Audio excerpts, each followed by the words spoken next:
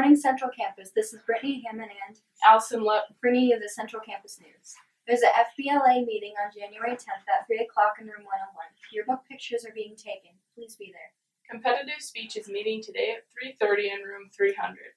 All students on the speech team must attend. A yearbook photo is going to be taken at the meeting. Any student who has not turned in a parent form must bring it to the meeting. Tomorrow is the library book due date. Please check the date stamped in the back of your books and return or renew those due January 6th. The names of all Science Olympiad team members are posted outside each of the science classrooms. Team members are meeting today at 3 o'clock in room 317. There are still a few slots available to participate on this year's team. See Miss Kelly or Mr. Barstead if you are interested. Happy birthday today to Miss Kirchhofer, Kate Aker, Caleb Feller, Kelsley Toby, and Zachary Whaley. Lunch today is diced turkey gravy with mashed potatoes and a dinner roll. That's it for today's announcements. Have a wonderful day. Stay tuned for the Harbor video. I'm Mike Smith, and you're watching The Harbor.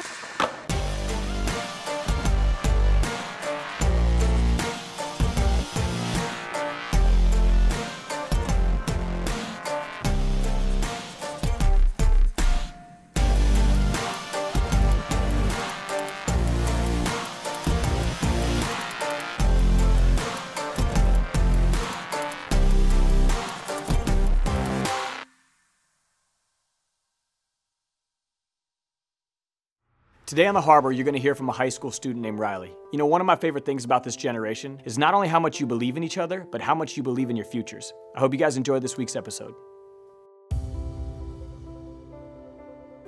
My name is Riley Westerholt, and I just graduated from Waverly High School. I wrote this poem mostly because my generation, or Generation IY, gets a bad rap among a lot of groups for being obsessed with technology, for not being able to look up from our phones and see what we have in front of us. I've seen a lot of incredible things come from my generation, and that's kind of what I wanted to portray in this poem.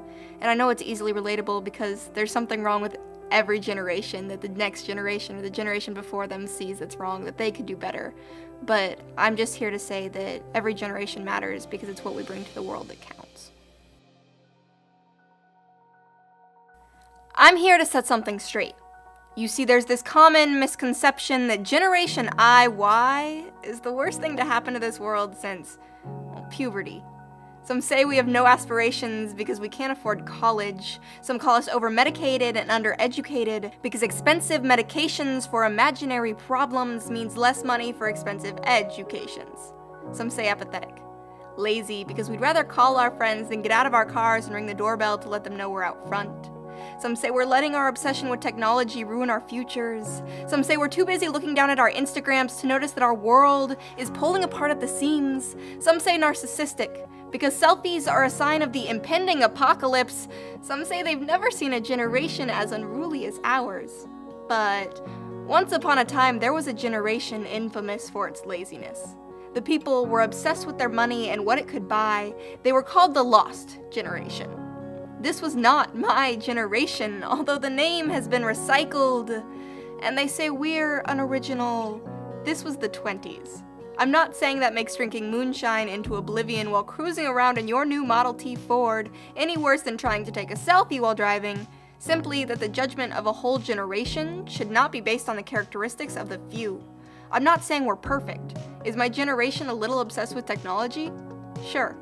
But look at the amazing things we've done with it thus far. Water bottles that can sterilize water in under 2 minutes. Ultrasonic canes to see for those who can't. We've even invented biodegradable cup holders, so I'm not quite sure who some call apathetic. Because we have the lowest discrimination rates of any generation ever. We are raising our voices. There won't be any more ignoring the problem or waiting for the next generation to finish the fight.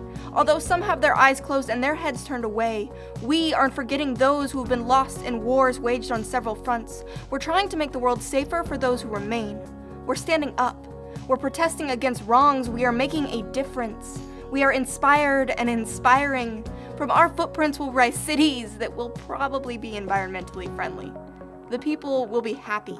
The resources will be clean and reusable. The economic wage gap will be a thing of the past, and we'll finally be able to afford college. So please, Don't look at us like your grandparents looked at rock and roll or the first biracial couple. Because while I will not guarantee that everyone from my generation is a good person, I can promise that my generation will leave behind something truly great. So just you wait and see. We're only getting started.